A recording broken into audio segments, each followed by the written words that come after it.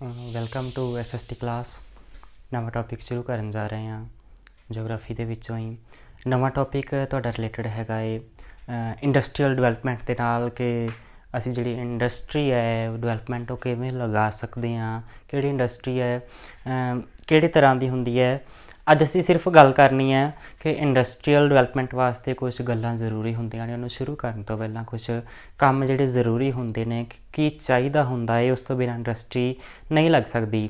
Industry ਦੇ ਨਾਂ ਤੋਂ ਹੀ ਜਿਵੇਂ ਸਾਡੇ ਮਨ 'ਚ ਆਉਂਦਾ ਕਿ ਇੰਡਸਟਰੀ ਕਿਸੇ ਚੀਜ਼ ਦੀ ਵੱਡੇ ਪੱਧਰ 'ਤੇ ਕੋਈ ਮਸ਼ੀਨਾਂ ਲੱਗੀਆਂ ਨੇ ਜਾਂ ਕੁਛ ਹੈ। ਇੰਡਸਟਰੀ ਅੱਜ ਮਾਡਰਨ ਟਾਈਮ 'ਤੇ ਕੋਈ ਵੀ ਚੀਜ਼ ਹੈ ਜਿਹੜੀ ਬਣਦੀ ਹੈ, ਛੋਟੀ ਤੋਂ ਲੈ ਕੇ ਵੱਡੀ ਤੱਕ ਹਰ ਚੀਜ਼ ਦੀ ਇੰਡਸਟਰੀ ਲਗਾਈ ਜਾਂਦੀ ਹੈ। ਉਹ ਹਰ ਦੇਸ਼ 'ਚ ਹਰ ਸੂਬੇ 'ਚ ਜਾਂ ਕਿਵੇਂ ਵੀ ਕਹਿ ਲਓ ਅਲੱਗ ਹੋ ਸਕਦੀ ਹੈ, ਕਿਤੇ ਜ਼ਿਆਦਾ ਵੱਡੀ ਹੈ ਕਿਤੇ ਛੋਟੀ ਹੈ। ਇੰਡਸਟਰੀ ਇੱਕ ਤਰ੍ਹਾਂ ਦੀ ਨਹੀਂ ਹੁੰਦੀ, ਛੋਟੇ ਪੱਧਰ ਤੋਂ ਲੈ ਕੇ ਵੱਡੇ ਪੱਧਰ ਤੱਕ ਹੁੰਦੀ ਹੈ। ਕਿੰਨੇ ਪੈਸੇ ਕੋਈ ਲਗਾ ਸਕਦਾ ਹੈ ਉਹਦੇ 'ਤੇ, ਕੁਛ ਅਮੀਰ ਲੋਕ ਲਗਾਉਂਦੇ ਨੇ, ਕਈ ਲੋਕ ਛੋਟੇ ਪੱਧਰ 'ਤੇ ਲਗਾਉਂਦੇ ਨੇ। ਇਹ ਅਗਲਾ ਟੌਪਿਕ ਹੈ। ਅੱਜ ਦਾ ਟੌਪਿਕ ਸਿਰਫ ਆਪਣਾ ਇਹੀ ਹੈ ਕਿ ਇੰਡਸਟਰੀ ਲਗਾਉਣ ਤੋਂ ਪਹਿਲਾਂ ਕਿਹੜੀਆਂ ਹਾਲਤਾਂ ਹੈ ਜਿਹੜੀਆਂ ਜ਼ਰੂਰੀ ਹੁੰਦੀਆਂ ਨੇ, ਕਿਹੜੀਆਂ ਚੀਜ਼ਾਂ ਨੇ ਜਿਹੜੀਆਂ ਜ਼ਰੂਰੀ ਹੁੰਦੀਆਂ ਨੇ, ਉਹੀ ਸ਼ੁਰੂ ਕਰਦੇ ਹਾਂ। ਚਲੋ ਸ਼ੁਰੂ ਕਰਦੇ ਹਾਂ। ਇੰਡਸਟਰੀ ਲਗਾਉਣ ਤੋਂ ਪਹਿਲਾਂ ਕੀ ਸਾਨੂੰ ਜ਼ਰੂਰੀ ਚਾਹੀਦਾ ਹੁੰਦਾ ਹੈ।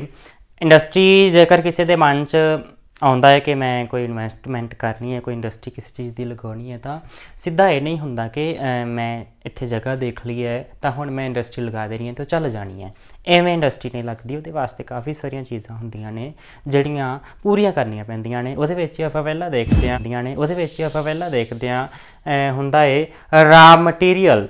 ਹੁਣ ਕੋਈ ਵੀ ਇੰਡਸਟਰੀ ਲਗਾਉਣੀ ਹੈ, ਤੁਸੀਂ ਲੱਕੜ ਦੀ ਇੰਡਸਟਰੀ ਲਗਾਉਣੀ ਹੈ ਤਾਂ ਤੁਹਾਡੇ ਕੋਲ ਜੇਕਰ ਮਟੀਰੀਅਲ ਹੀ ਨਹੀਂ ਹੋਊਗਾ ਜਾਂ ਤੁਸੀਂ ਕਿਸੇ ਨਾਲ ਗੱਲ ਨਹੀਂ ਕੀਤੀ ਜਾਂ ਪਤਾ ਨਹੀਂ ਕੀਤਾ ਕਿ ਉਹ ਰਾ ਮਟੀਰੀਅਲ ਕਿੱਥੋਂ ਜਿਹੜਾ ਹੈ ਸਾਨੂੰ ਮਿਲ ਸਕਦਾ ਹੈ, ਤਾਂ ਉਹ ਇੰਡਸਟਰੀ ਲਗਾਉਣ ਦਾ ਕੋਈ ਫਾਇਦਾ ਨਹੀਂ ਹੋਊਗਾ। ਸਭ ਤੋਂ ਪਹਿਲੀ ਚੀਜ਼ ਹੀ ਜਿਹੜੀ ਹੈ, ਜੇਕਰ ਤੁਸੀਂ ਚਿਕਨ ਦੇ ਕੰਮ ਹੀ ਕਰਦੇ ਹੋ ਕੋਈ, ਜਾਂ ਤੁਸੀਂ ਕਾਟਨ ਦਾ ਕੰਮ ਕਰਦੇ ਹੋ, ਤਾਂ ਤੁਹਾਨੂੰ ਜਿਹੜਾ ਹੈ ਉਹ ਰਾ ਮਟੀਰੀਅਲ ਰੂੰ ਜਿਹੜਾ ਹੈ ਉਹ ਪ੍ਰਾਪਤ ਹੋਣਾ ਚਾਹੀਦਾ ਹੈ। ਉਹਦੀ ਫਸਲ ਕਿੱਥੇ ਹੋ ਰਹੀ ਹੈ, ਜਾਂ ਤੁਸੀਂ ਖੁਦ ਕਰਨਾ ਹੈ ਜਾਂ ਕਿਵੇਂ ਵੀ ਕਰਨਾ ਹੈ, ਉਹ ਦੇਖਣਾ ਹੈ ਕਿ ਕਿਹੜੀ ਵੀ ਫੈਕਟਰੀ ਲਗਾਉਣੀ ਹੈ, ਉਹਦਾ ਕੱਚਾ ਮਾਲ ਜਿਹੜਾ ਹੈ ਉਹ ਤੁਹਾਨੂੰ ਪ੍ਰਾਪਤ ਹੋਵੇ ਕਿ ਉਦੋਂ ਚਾਹੀਦਾ ਹੈ, ਫਿਰ ਹੀ ਉਹ ਜਿਹੜਾ ਇੰਡਸਟਰੀ 'ਚ ਬਣ ਕੇ ਅੱਗੇ ਜਾ ਸਕਦਾ ਹੈ।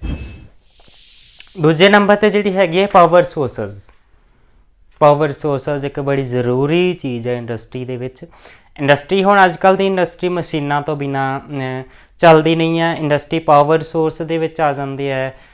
ਕੋਲ ਨਾਲ ਚੱਲ ਸਕਦੀ ਹੈ, ਪੈਟਰੋਲੀਅਮ ਨਾਲ ਚੱਲ ਸਕਦੀ ਹੈ, ਜਾਂ ਫਿਰ ਬਿਜਲੀ ਦੇ ਨਾਲ ਚੱਲਣ ਵਾਲੀਆਂ ਮਸ਼ੀਨਾਂ ਹੁੰਦੀਆਂ ਹਨ। ਅਤੇ ਇਹਨਾਂ ਤਿੰਨਾਂ ਦੇ ਵਿੱਚੋਂ ਵੀ ਜੇਕਰ ਕੋਈ ਵੀ ਨਹੀਂ ਹੈਗਾ ਤਾਂ ਉਹ ਬੰਦ ਮਸ਼ੀਨਾਂ ਪਈਆਂ ਨਾਲ ਕੋਈ ਇੰਡਸਟਰੀ ਨਹੀਂ ਚੱਲਦੀ। ਉਹਨੂੰ ਚਲਾਉਣ ਵਾਸਤੇ ਪਾਵਰ ਸੋਰਸ ਦੀ ਜ਼ਰੂਰਤ ਪਊਗੀ।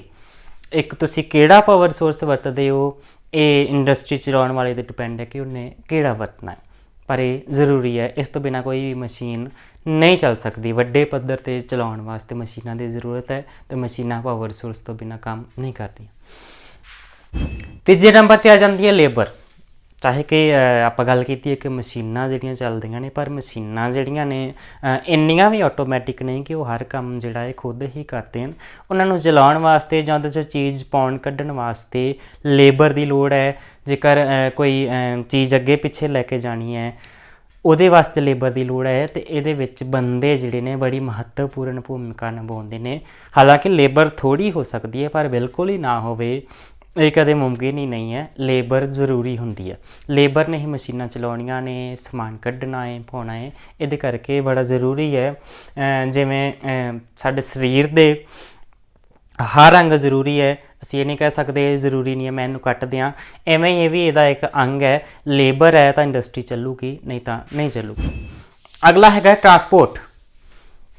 ਹੁਣ ਟਰਾਂਸਪੋਰਟ ਜੇਕਰ ਇੰਡਸਟਰੀ ਹੈ, ਹੁਣ ਇੰਡਸਟਰੀ ਇਹ ਤਾਂ ਹੋ ਨਹੀਂ ਸਕਦਾ ਕਿ ਬਿਲਕੁਲ ਹੀ ਛੋਟੇ ਪੱਧਰ 'ਤੇ ਹੋਵੇ। ਚਾਹੇ ਛੋਟੇ ਪੱਧਰ 'ਤੇ ਵੀ, ਪਰ ਉੱਥੋਂ ਜਿਹੜੀ ਚੀਜ਼ ਬਣੀ ਹੈ ਜਾਂ ਅਸੀਂ ਕੱਚਾ ਮਾਲ ਲੈ ਕੇ ਆਉਣਾ ਹੈ, ਤਾਂ ਉਹਦੇ ਵਾਸਤੇ ਸਾਨੂੰ ਟਰਾਂਸਪੋਰਟ ਦੀ, ਆਪਣੇ ਸਾਧਨਾਂ ਦੀ, ਟਰੱਕ ਦੀ, ਜਾਂ ਜੋ ਵੀ ਸਾਨੂੰ ਚਾਹੀਦਾ ਹੈ ਉਹਦੇ ਵਾਸਤੇ ਲੋੜ ਹੈ। ਕੱਚਾ ਮਾਲ ਲਿਆਉਣਾ ਹੈ, ਫਿਰ ਬਣ ਗਿਆ ਹੈ ਤਾਂ ਉਹਨੂੰ ਮਾਰਕੀਟ 'ਚ ਲੈ ਕੇ ਜਾਣਾ, ਉਹਦੇ ਵਾਸਤੇ ਟਰਾਂਸਪੋਰਟ ਦੀ ਲੋੜ ਹੈ। ਤਾਂ ਇਹ ਇਸ ਤੋਂ ਬਿਨਾਂ ਜਿਹੜੀ ਹੈ ਇੰਡਸਟਰੀ ਸਾਡੀ ਨਹੀਂ ਚੱਲ ਸਕਦੀ। ਟਰਾਂਸਪੋਰਟ ਤੋਂ ਬਾਅਦ ਆ ਜਾਂਦੀ ਹੈ ਮਾਰਕੀਟ।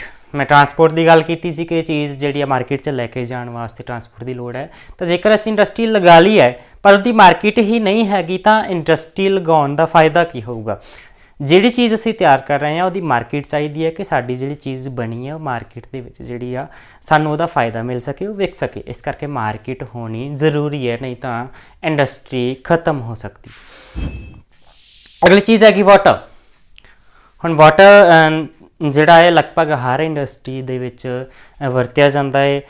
ਜੇਕਰ ਟਰਾਂਸਪੋਰਟ ਹੀ ਦੇਖਣੀ ਹੋਵੇਗਾ ਵਾਟਰ ਰਾਹੀਂ ਵੀ ਜਿਹੜੀ ਆ ਪਾਣੀ ਦੇ ਰਾਹੀਂ ਵੀ ਟਰਾਂਸਪੋਰਟ ਇੰਡਸਟਰੀ ਲਗਭਗ ਜਿਹੜੀ ਇੰਡਸਟਰੀਜ਼ ਜਿਵੇਂ ਲੋਹੇ ਦੀ ਇੰਡਸਟਰੀ ਹੈ ਜਾਂ ਹੋਰ ਕੋਈ ਹੈ ਉੱਥੇ ਕਾਫੀ ਮਾਤਰਾ ਦੇ ਵਿੱਚ ਪਾਣੀ ਜਿਹੜਾ ਵਰਤਿਆ ਜਾਂਦਾ ਹੈ।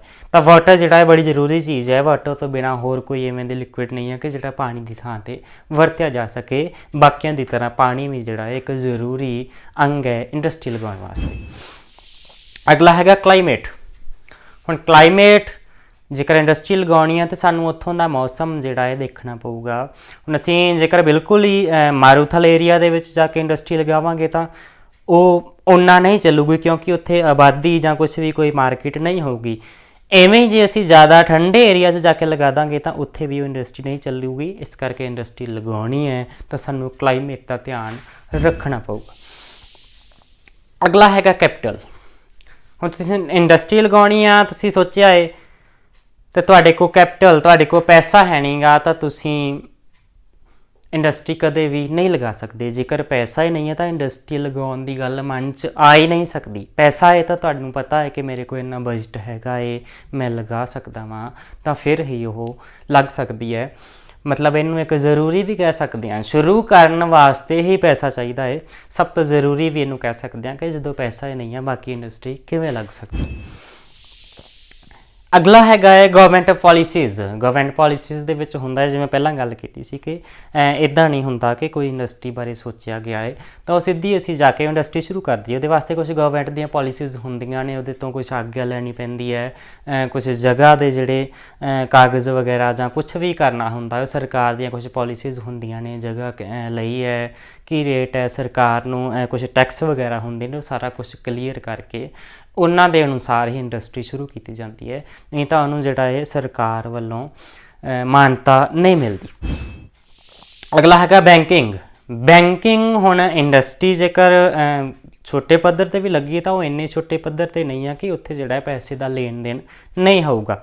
ਇਹ ਸਿੱਧੀ ਜਿਹੀ ਗੱਲ ਹੈ, ਲੇਬਰ ਹੈ ਉਹਦੀ ਤਨਖਾਹ ਹੋਊਗੀ ਜਾਂ ਜੋ ਫਾਇਦਾ ਉਹਨਾਂ ਨੂੰ ਇੰਡਸਟਰੀ ਦੇ ਮਾਲਕਾਂ ਨੂੰ ਵੀ ਫਾਇਦਾ ਹੁੰਦਾ ਹੈ ਤਾਂ ਉਹ ਬੈਂਕਿੰਗ ਦੇ ਵਿੱਚ ਲੈਣ ਦੇਣ ਜਾਂ ਇੰਸ਼ੋਰੈਂਸ ਵਗੈਰਾ ਜੋ ਵੀ ਹੋਊਗਾ ਉਹ ਸਾਰਾ ਹੋਊਗਾ। ਅਤੇ ਬੈਂਕਿੰਗ ਦੀ ਸੁਵਿਧਾ ਜਿਹੜੀ ਉਹਦੇ ਆਸ-ਪਾਸ ਹੀ ਲਾਗੇ ਹੀ ਕਿਤੇ ਹੋਣੀ ਚਾਹੀਦੀ ਹੈ, ਬੈਂਕ ਦਾ ਪ੍ਰਬੰਧ ਵੀ, ਕਿ ਉਹ ਉੱਥੋਂ ਹੀ ਹੋ ਸਕੇ। ਲਾਸਟ ਜਿਹੜਾ ਹੈਗਾ ਸਿਕਿਉਰਿਟੀ ਅਰੇਂਜਮੈਂਟ। ਕੋਈ ਵੀ ਸੰਸਥਾ ਜਾਂ ਕੋਈ ਵੀ ਇੰਡਸਟਰੀ ਲੱਗਦੀ ਹੈ ਤਾਂ ਉੱਥੇ ਸਿਕਿਉਰਿਟੀ ਅਰੇਂਜਮੈਂਟ ਕਰਨੀਆਂ ਬਹੁਤ ਜ਼ਰੂਰੀ ਹੁੰਦੀਆਂ ਨੇ। ਉੱਥੇ ਦੇਖਣਾ ਹੁੰਦਾ ਹੈ ਕਿ ਉੱਥੇ ਕੋਈ ਜੇਕਰ ਅੱਗ ਲੱਗ ਜਾਵੇ, ਫਾਰ ਐਗਜ਼ਾਮਪਲ ਜੇਕਰ ਅੱਗ ਲੱਗ ਜਾਵੇ ਤਾਂ ਉੱਥੇ ਕੋਈ ਪ੍ਰਬੰਧ ਹੈਗਾ ਹੈ ਕਿ ਉਹਨੂੰ ਬੁਝਾਇਆ ਜਾ ਸਕੇ। ਕੋਈ ਨੁਕਸਾਨ ਹੁੰਦਾ ਹੈ, ਕੋਈ ਲੇਬਰ ਦਾ ਨੁਕਸਾਨ ਹੁੰਦਾ ਹੈ ਤਾਂ ਉਹਨੂੰ ਕਿਵੇਂ ਪੂਰਾ ਕਰਨਾ ਹੈ, ਉਹ ਸਾਰੀਆਂ ਸਿਕਿਉਰਿਟੀ ਅਰੇਂਜਮੈਂਟ ਕਰਕੇ ਹੀ ਇੰਡਸਟਰੀ ਲਗਾਈ ਜਾਂਦੀ ਹੈ। ਇਹਨਾਂ ਤੋਂ ਬਿਨਾਂ ਕਿਸੇ ਇੱਕ ਨੂੰ ਵੀ ਕੱਢਦੀ, ਜੇ ਮੈਂ ਗੱਲ ਕੀਤੀ ਸੀ ਕਿ ਕੋਈ ਅੰਗ ਜੇ ਅਸੀਂ ਕਹੀਏ ਕਿ ਕੱਟ ਦਈਏ ਮੇਰੇ ਕੰਮ ਦਾ ਨਹੀਂ, ਤਾਂ ਐਵੇਂ ਕਦੇ ਨਹੀਂ ਹੁੰਦਾ। ਸਾਰੇ ਅੰਗ ਜ਼ਰੂਰੀ ਨੇ। ਉਵੇਂ ਹੀ ਇਹ ਫੈਕਟਰੀ ਇੱਕ ਸਾਰੇ ਅੰਗ ਨੇ, ਸਾਰੇ ਹੀ ਚਲਾਉਣ ਵਾਸਤੇ ਉਹਨੂੰ ਜ਼ਰੂਰੀ। Thank you.